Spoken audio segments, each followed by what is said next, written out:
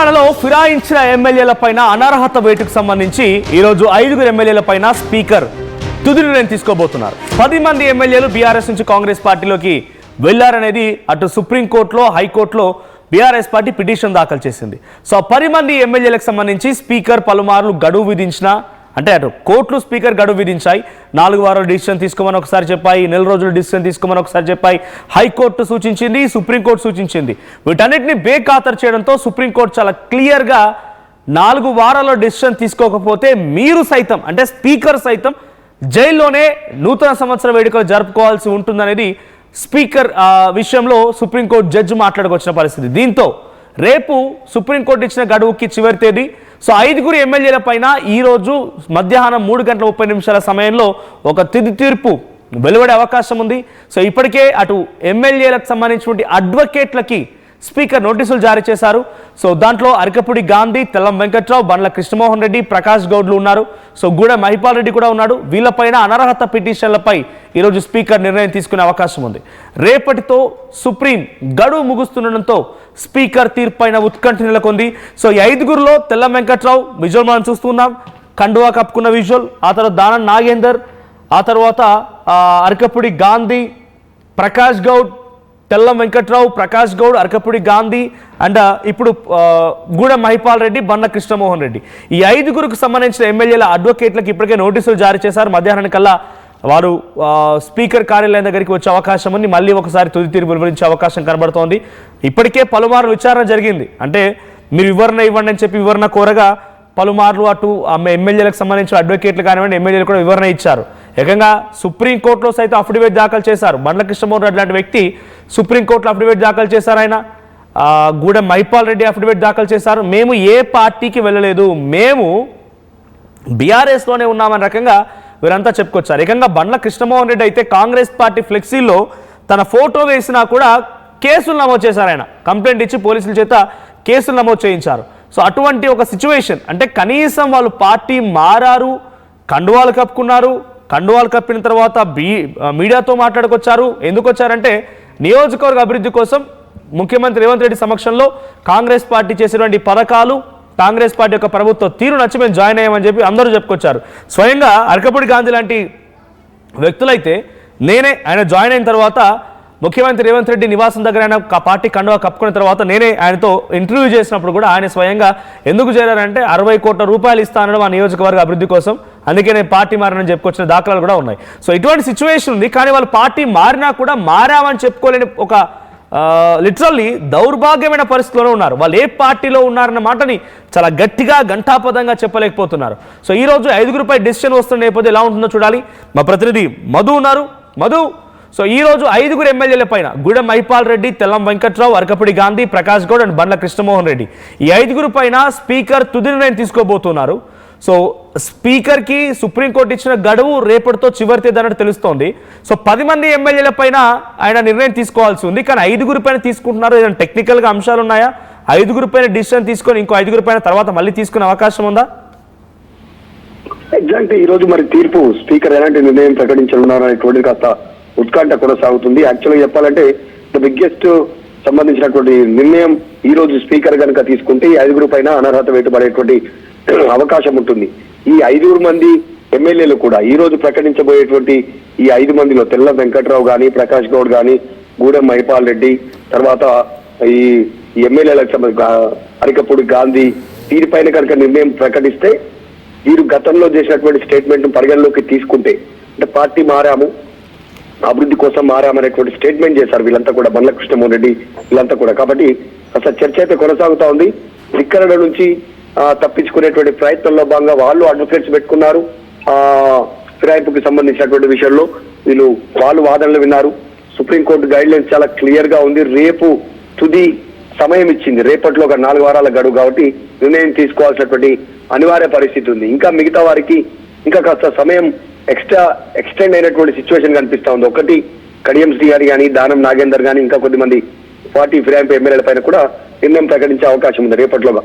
మరి ఈ రోజు స్పీకర్ ఎలాంటి నిర్ణయం ప్రకటించనున్నారు అనేటువంటిది 5 కనుక తప్పిస్తే వేటు వేస్తే అనర్హత వేటు వేస్తే వీరిపైన ఉప ఎన్నికలకు రంగం సిద్ధమవుతుందా అనేటువంటి చర్చ కొనసాగుతుంది. ఇప్పుడున్న పరిస్థితుల్లో మొన్న జూబ్లీస్ తర్వాత మొత్తం 10 మంది ఎమ్మెల్యేలతో రాజీనామా చేయించి వీళ్ళు అనర్హత వేటు పడితే కనుక వీళ్ళు పూర్తి స్థాయిలో వారిపైన 6 సంవత్సరాలు పోటీ చేయడానికి అవకాశం ఉండదు కాబట్టి అట్లా కాకుండా ఈ 5గురిని తప్పించి ఇంకొక 5గురిని రాజీనామా చేయించి వారితో ఉప ఎన్నికలకు వెళ్ళనుందా కాంగ్రెస్ పార్టీ అనే చర్చ గత కొంతకాలంగా కొనసాగుతుంది. దానికి బేరీజు వేసుకుంటున్నారు. గ్రౌండ్ లో ఎట్లాంటి సిచ్యువేషన్ ఉంది, స్థానిక సంస్థలు పూర్తిగా అయిపోయిన తర్వాత నెక్స్ట్ ఈ రోజు చివరి సర్పంచ్ ఎన్నికలు విడతా, నెక్స్ట్ ఎంపీటీసీ జెడ్పీటీసీ అయిపోయిన తర్వాత నెక్స్ట్ ఉప ఎన్నికలకు సిద్ధంగా ఉండాలనేటువంటి ఒక సూచన చేసినట్టుగా పార్టీలో చర్చ అయితే కొనసాగుతుంది.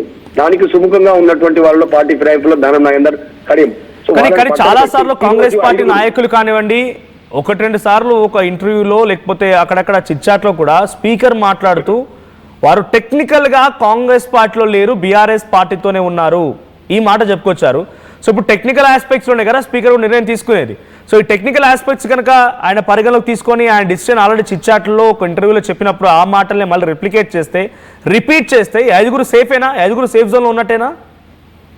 అంటే ఒకటి, మొన్న రీసెంట్ గా పశ్చిమ బెంగాల్లో ఘటనకు సంబంధించి ఈ 5గురు ఎమ్మెల్యేల పేర్లు ఏదైతే చర్చ జరుగుతుందో 5గురులో అరికపూడి గాంధీ సిచ్యువేషన్ సేమ్ ముకుల్ రాయ్ పశ్చిమ బెంగాల్లో ఘటన హైకోర్టు ఇచ్చినటువంటి తీర్పును పోలి ఉంది. ఇక్కడ అరికపూడి గాంధీ పిఎస్సి చైర్మన్ గా ఉన్నారు. అక్కడ బీజేపీ నుంచి గెలిచి తృణమూల్ కాంగ్రెస్ లోకి ముకుల్ రాయ్ అనేటువంటి ఎమ్మెల్యే తృణమూల్ కాంగ్రెస్ మమతా బెనర్జీ సారథ్యంలో ఆయన జాయిన్ అయ్యారు. సో ఆయన పైన అనర్హత వేటు వేసి ఆయన పైన నిర్ణయం ప్రకటించింది హైకోర్టు. సేమ్ అక్కడ కూడా ఆయన పిఎస్సి చైర్మన్ గా ఉన్నారు. ఇక్కడ Arikapudi Gandhi same PSC chairman గా ఉన్నారు, బీఆర్ఎస్ పార్టీ నుంచి గెలిచి. సాధారణంగా సాంప్రదాయం ప్రకారం బీఆర్ఎస్ పార్టీ లెజిస్లేటివ్ నుంచి అంటే బీఆర్ఎస్ పార్టీ సిఎల్పి నాయకుడు బీఆర్ఎస్ ఎల్పి నాయకుడు ఎవరైతే ఉన్నారో కేసీఆర్ సంతకంతో ఆయన లెటర్ హెడ్ తో ఒక పేరు ప్రతిపాదన చేసి పంపిస్తారు. వారిని మాత్రమే పిఎస్సి చైర్మన్ గా ఇచ్చేటువంటి అవకాశం ఉంటుంది. అట్లా కాకుండా బీఆర్ఎస్ ఎల్పి నుంచి ప్రతిపాదించినటువంటి పేరు అరికపూడి గాంధీని కాంగ్రెస్ ఆయన పేరును పిఎస్సి చైర్మన్ గా ప్రకటన చేసింది. సో ఆ రకంగా కనుక చూస్తే గతంలో ఆయన మాట్లాడిన మాటలు ఎస్ పార్టీ మారాను అనేటువంటి మాటలు, ఆయన కొన్ని చేసిన స్టేట్మెంట్ బలమైనటువంటి ఆధారాలు కనుక పరిశీలనలోకి తీసుకుంటే వేటు పడే అవకాశం ఉంటుంది. కానీ స్పీకర్ ఈ 5గురి పైన వేటు వేస్తారా, 5గురికి అవకాశం కల్పిస్తారా, నిజంగా వీళ్ళు పార్టీ మారలేనటువంటి తీర్పు వెలువడిస్తారా అనేటువంటి చర్చ అయితే కొనసాగుతోంది. ఈ రోజు మధ్యాహ్నం 3 గంటల తర్వాత అంటే ఎగ్జాక్ట్లీ మధు మీరు చెప్తున్నట్టుగా ముకుల్ రాయ్ కూడా తృణమూల్ కాంగ్రెస్ పార్టీలో చేరిన తర్వాత ఆయనకు వచ్చినటువంటి పదవి పిఎస్సి చైర్మన్. బీజేపీని వదిలి తృణమూల్ కాంగ్రెస్కి వచ్చిన తర్వాత పిఎస్సి చైర్మన్ పదవిని ఆయన అధిరోహించారు. సో అది జనరల్గా అపోజిషన్ పార్టీల వాళ్ళకి ఇస్తే ప్రభుత్వం యొక్క అకౌంటబిలిటీని చెక్ చేస్తారు, అటువంటి వాళ్ళకి ఆ పదవిని కేటాయించాలనేది దేశంలో వివిధ రాష్ట్రాల్లో జరుగుతున్న ఆనవాయితీ. అది కంపల్సరీ ఏం కాదు, ఇట్స్ ఒక ఆనవాయితీగా వస్తున్న మాట. సో ఇక్కడ కూడా అపోజిషన్ పార్టీకి సంబంధించిన వ్యక్తులు కేటాయించాల్సినటువంటి ఆ ఆనవాయితీగా వస్తున్నటువంటి దాన్ని అరకపూడి గాంధీ కేటాయించారు. సో సేమ్ ముకుల్ రాయ్కి జరిగినటువంటి ఆ చర్యే ఇక్కడ అరకపూడి గాంధీ కూడా జరగబోతోంది. ఇందులో మనం మాట్లాడుకున్నాం టెక్నికల్గా వివిధ పార్టీ నుంచి బీఆర్ఎస్ పార్టీ నుంచి కాంగ్రెస్కి వచ్చిన వాళ్ళు గూడెం మహిపాల్ రెడ్డి లేకపోతే బండ్ల కృష్ణమోహన్ అందరూ కూడా అఫిడవిట్ దాఖలు చేశారు. మేము బీఆర్ఎస్ పార్టీలోనే ఉన్నాం, బీఆర్ఎస్ పార్టీతోనే ఉంటామని అఫిడవిట్ దాఖలు చేశారు కోర్టులో. కానీ అలాంటి వాళ్ళకి కొంత ఫ్రీడమ్ దొరకొచ్చేమో, దీని నుంచి సేవ్ అవ్వచ్చేమో. కానీ అరకపూడి గాంధీ, దానం నాగేందర్ ఇలాంటి వాళ్ళపైన కొంత ఇబ్బంది పడే అవకాశం కనబడుతోంది. As taking an example of Mukul Roy. So ఈరోజు ఏం జరగబోతుంది? అరకపూడి గాంధీ పైన డిసిషన్ ఉంది, ఎలా ప్రూవ్ చేయబోతున్నారు స్పీకర్ మరి? ఎగ్జాక్ట్ ఇప్పటికే వీరి విచారణ 2 వర్గాల నుంచి, ఒకటి బీఆర్ఎస్ నుంచి కోర్టుకు వెళ్ళినటువంటి ఎమ్మెల్యేల ఆధ్వర్యంలో, అడ్వకేట్ల ఆధ్వర్యంలో ఇది సంబంధించినటువంటి విచారణ కొనసాగింది సుదీర్ఘంగా. విచారణ సందర్భంగా అసలు అసెంబ్లీ పరిసర ప్రాంతాలలో ఎవరిని అనుమతించలేనటువంటి సిచ్యువేషన్, మీడియాని కానీ ఇంకా ఇతర వ్యక్తులను కూడా కనీసం మిగతా ఎమ్మెల్యేలు ఎమ్మెల్సీలను ఎంపీలను కూడా అనుమతించలేదు ఆ ప్రాంతంలో వీరు విచారణ జరుగుతున్నటువంటి సందర్భంలో. ఈ రోజు కూడా మొన్న జరిగినటువంటి భద్రతనే ఉండేటువంటి అవకాశం ఉందనేటువంటి చర్చ కొనసాగుతా ఉంది. కొద్దిసేపటి క్రితం ఆర్టీవీ ప్రతినిధిగా నేను ఎమ్మెల్యేలతో ఫోన్ లో మాట్లాడాను. వాళ్ళు చాలా స్పష్టంగా చెప్తున్నారు, స్పీకర్ ఏ నిర్ణయం ప్రకటించినా కూడా వీఆర్ రెడీ టు ఫేస్ అనేటువంటి ఒక స్టేట్మెంట్ చేశారు. దాంట్లో అరకపూడి గాంధీ ఉన్నారు, తెల్లం వెంకట్రావు ఉన్నారు, బండ్ల కృష్ణమోహన్ రెడ్డి ఉన్నారు, ఇంకా కొంతమంది అందుబాటులోకి రావాల్సినటువంటి అవసరం ఉంది. వాళ్ళంతా కూడా ఒకటే స్టేట్మెంట్, స్పీకర్ బొమ్మల పైన అనర్హత వేటు వేస్తే ఫేస్ చేయడానికి సిద్ధంగా ఉన్నాం, లేదు ఎలాంటి నిర్ణయం ప్రకటించినా దాన్ని స్వాగతించడానికి సిద్ధంగా ఉన్నామంటూ ఆర్టీవీతో షేర్ చేసుకున్నారు కొద్దిసేపటి క్రితం వాళ్ళ అభిప్రాయం. ఇప్పుడు మాట్లాడడానికి సిద్ధంగా లేము, స్పీకర్ నిర్ణయం ప్రకటించిన తర్వాత ఖచ్చితంగా మీడియా ముందుకు వస్తాం, ఆ నిర్ణయం ప్రకటిస్తాం, ఏం చెప్పాలనుకున్నామో ఏం మాట్లాడతాం అది మాట్లాడతాం అనేటువంటి స్టేట్మెంట్ చేస్తున్నాం. ఇదంతా పక్కన పెడితే తెల్లం వెంకట్రావు, సిఎల్పి సమావేశాలకు హాజరయ్యారు. గతంలో వాటికి సంబంధించిన వీడియోలు, ఫోటో ఫుటేజ్ ఉంది. సాధారణంగా సిఎల్పి కాంగ్రెస్ పార్టీకి సంబంధించినటువంటి సమావేశం. సో దానికి ఆయన హాజరైనటువంటి నేపథ్యంలో అది పార్టీ ఫిరాయింపు కింద చూడాలనేటువంటిది ఆల్రెడీ చెప్తా ఉన్నారు.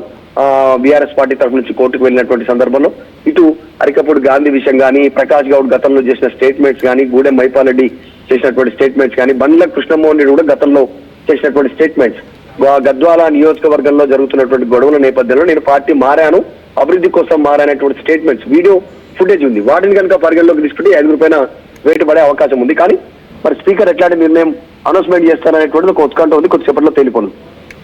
Right, thank you Madhu. So ఈరోజు మధ్యాహ్నం 3:30 సమయానికి స్పీకర్ 5 ఎమ్మెల్యేల అనర్హత పైన ఒక డిసిషన్కి వచ్చే అవకాశం కనబడుతోంది. బండ్ల కృష్ణమోహన్ రెడ్డి, ప్రకాష్ గౌడ్, అరికపూడి గాంధీ, తెల్లం వెంకట్రావు అండ్ గూడెం మహిపాల్ రెడ్డి, ఈ 5 విషయంలో డిసిషన్ తీసుకోబోతున్నారు. సో ఇప్పుడు ప్రధానంగా అందరూ స్పీకర్ డిసిషన్ పైన చాలా ఉత్కంఠగా ఎదురు చూస్తున్నారు. తృణమూల్ కాంగ్రెస్ పార్టీలో ముకుల్ రాయ్ బీజేపీ తరపున గెలుపొంది ఆ తర్వాత తృణమూల్ కాంగ్రెస్ పార్టీలో చేరి ఆయన పిఏసీ చైర్మన్గా, పబ్లిక్ అకౌంటబిలిటీ కమిటీ చైర్మన్గా ఆయన పొజిషన్లో కూడా తీసుకున్నారు. సో జనరల్గా ఇది ప్రభుత్వం యొక్క అకౌంటబిలిటీ చూడాలి, ప్రభుత్వం యొక్క క్రెడిబిలిటీ, లేకపోతే వాళ్ళు చేసే నిర్వాహకానికి సంబంధించి ఎప్పటికప్పుడు పర్యవేక్షించాలని చెప్పి ఆనవాయితీగా వివిధ రాష్ట్రంలో, మన దేశంలోని వివిధ రాష్ట్రాలకు సంబంధించిన ప్రభుత్వాలు కూడా ఆ డిసిషన్ తీసుకొని అపోజిషన్ పార్టీకి ఇస్తూ ఉన్నాయి. సో అరకపూడి గాంధీకి ఇచ్చిన దాంట్లో కూడా ఇప్పుడు స్పీకర్ అడిగినా, లేకపోతే కాంగ్రెస్ పార్టీ నేతలు అడిగినా కూడా ఆయన అపోజిషన్లో ఉన్నాడు కాబట్టి మేము ఇచ్చాము పదవి అని చెప్పి చెప్పుకునే అవకాశం ఉంది. కానీ ఆయన పార్టీ కండువాలు మార్చడం చూసాం.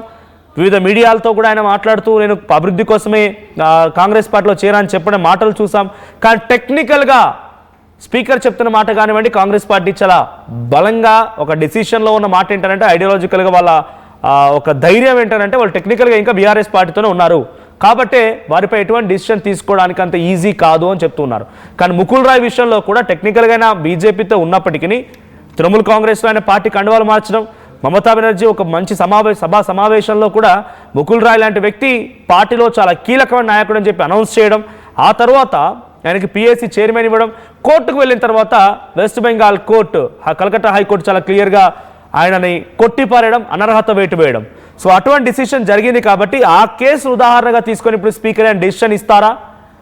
అక్కడ కొంత వీడియో ఫుటేజ్ని వాళ్ళు అందరూ ఎమ్మెల్యేలు పార్టీ మారిన తర్వాత మీడియాతో కూడా మాట్లాడుకొచ్చారు కాబట్టి ఆ వీడియో ఫుటేజ్ని ఆధారంగా తీసుకుంటారా? ఏం జరుగుతుందో చూడాలి. సో ఈ 5 పైన ఈరోజు తుది నిర్ణయం తీసుకునే అవకాశం ఉంది. సో నిజంగానే వారిపై అనర్హత వేటు వేస్తే ఆయా నియోజకవర్గాల్లో ఉప ఎన్నికలు వచ్చే అవకాశం ఉంది.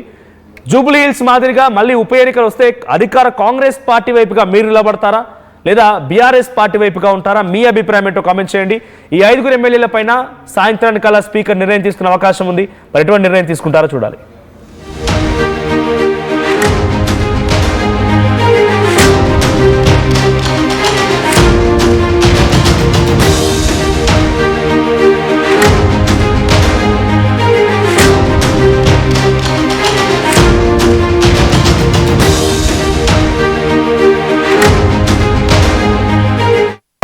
హైటెక్ సిటీ దగ్గర తక్కువ ధరలో ప్లాట్లు కొనుక్కొని బాగుపడ్డారు.